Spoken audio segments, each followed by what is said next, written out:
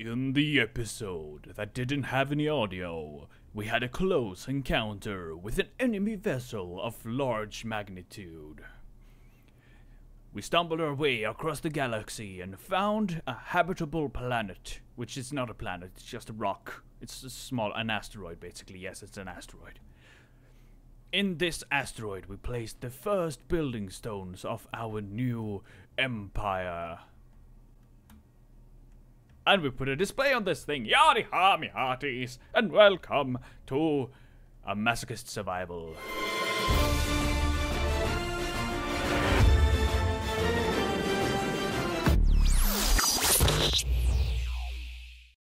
So, we put a display on this thing, so okay, first of all, just a little bit of a look on this. I placed this so we hopefully, wow, I can actually see stuff today, that's awesome. Let's savor this while it lasts, and it's slowly going away. And there we go. Now we can't see. Oh, I can still see a bit. But we place this thing. The hope is that I will be able to just go straight through. Anyway, we have a display on our ship, and we have here on the back we have a timer and a control, whatever this is, programmable block. The timer is set to trigger itself, so it's actually just triggering every game tick. So that is why it's so responsive. But it shows us how much oxygen we have in our tank, which is going down really fast because I have my helmet on. There we go, that's better. And the no oxygen blocks found, that's for the vent in the ship. So when I dock into that, I can see the vent. You'll see that soon. The cargo space is our cargo space, and if I start mining, it will actually tell me what's in the cargo and how much of it. So we have like 37k iron, and if I start mining stone, it will like be added to the list and tell me how much I have of that. And then we have a percentage of our storage, so now we have 55, 6, 70 or 60% of our storage full.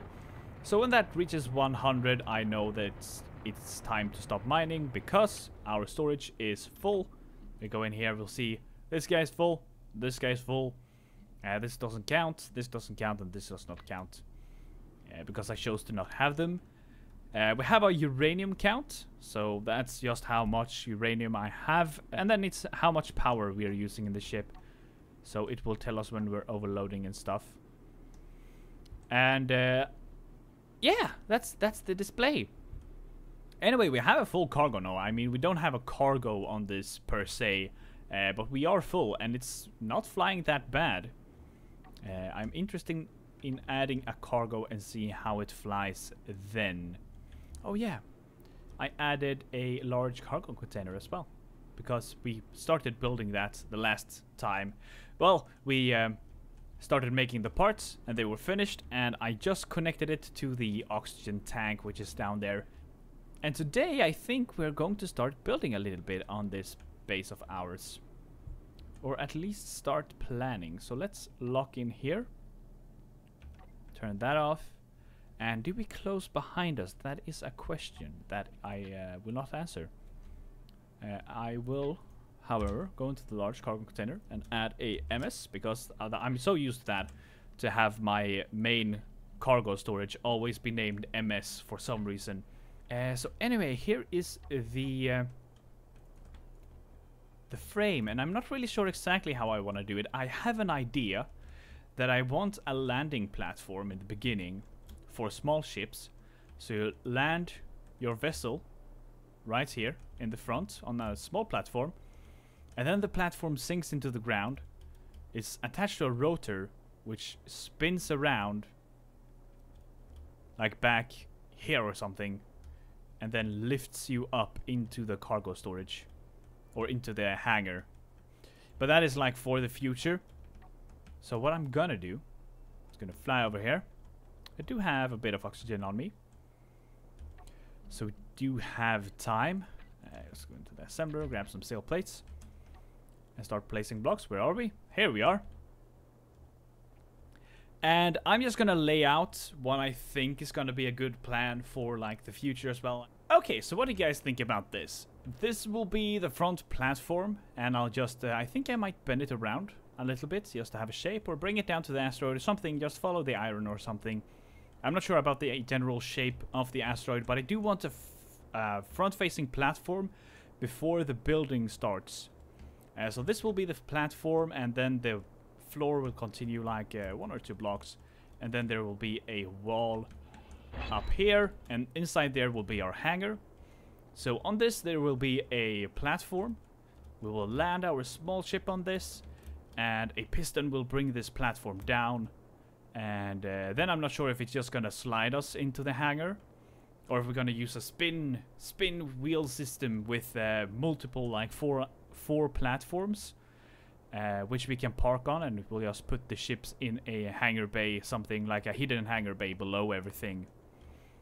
So we can go outside, we can select which ship we want, and it will just spin that around and give us that ship. I'm not sure. But I want something, so I park a ship and I park it on the outside and it brings it in to some place. I want that because it's cool. It's cool. Okay, so I have a little bit of a dilemma, or had, I guess. And that is, I need a welding ship, and this ship will not be very effective as if I convert it. The problem being that there's no real place to put the welder at all. So if I jump out, I can place the welder here, sure, but it won't be connected to anything, so I could only bring a couple of steel plates with me every time, and I'll show you this soon. I could put a welder in the back here so it would be connected, but then again that doesn't actually do anything for me, because I won't be able to weld very well. And I mean, other than just rebuilding the entire ship, which would be annoying, there's really not much I can do. So we're gonna put this ship over here. He's gonna be parked at the new place. Gonna put you here. Perfect. Nice. Don't freeze. Stop with freezing. Gonna hibernate you. Gonna jump out. So you're gonna be asleep over here. Nothing's gonna hurt it, hopefully. And this is a part of the new place. So this is half a hangar. And we're gonna fill in the front with steel plates. Like we have here. But the back, this wall, so these two walls will be interior plates because they are cheaper and they're not gonna stay. And then we might raise the roof. No, I'm gonna put interior plates on the roof, and so I can increase that as well later on. But I can't build the entire hangar that I wish to have right now, so I need to start off somewhere.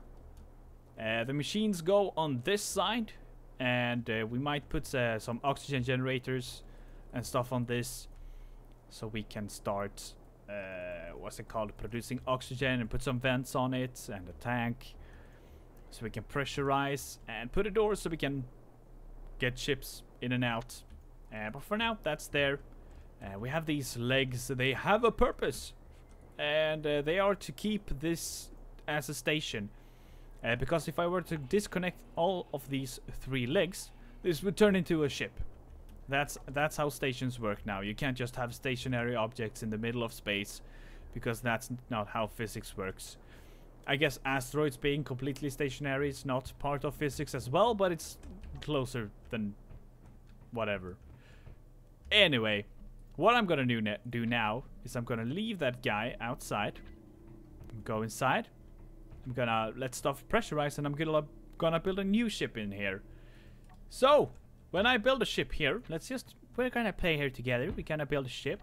I place down that thing and do like this, and then I place the connector and a reactor, like so. And then I usually don't do this, but this does not look very stable. Okay, there we go. And then we start over. For some reason, this landing gear does not wish to be stable. So, hopefully, if I do this and actually delete the landing gear first. There we go. Now it's stable. So let's take that and a reactor, which are the two first things I've built. So as soon as I have put some uranium in this and just shoved these two a little bit closer gently. There we go. And then the connector doesn't do the rest gently, but at least it's something. So let's go in here. Connector. Lock. Unlock. And well, just stay locked. Then we can actually remove this, but because it's grabbing power from the ship itself. So we don't need to power it, so we just have this pseudo landing gear thing. I'm out of gold! I'm so sad. GPS gold. That's a long way from home. But you gotta do what you gotta do. Wait, update that. There we go. So we're gonna go there. We gotta go there. Gotta go fast. The vessel is very close to completion. Give me that. The vessel is very close to completion. Let's see. Oxygen tank. Put here in the back. Yeah. Ja, ja. Das ist gut, ja. There we go. Jump into the cockpit. So there we go. Maybe just wait a while for it to actually fill up. This looks like a monster. Let's see here. Can I actually... Yeah, I can see the welder, so I might be able to do some real welding with this. I just have to keep in mind that I have a large ship on the left side. Or the right side of me. That the ship is pretty large. Depressurize. And from here we can actually see the depressurization. There we go. Fly out nice and carefully. Just overloading, flying straight backwards and forwards. So there we go. Now we can weld. Ooh, weldy weld, weldy weld, ooh, weldy weldy weld. Fly careful here. There we go. It's actually quite nice to have the welder on like one side like that. It doesn't feel as weird as I thought it would. Wow, this color is not as good as I thought it would be. I guess I should have noted that on the ship as well that I'm currently flying, which is the same color.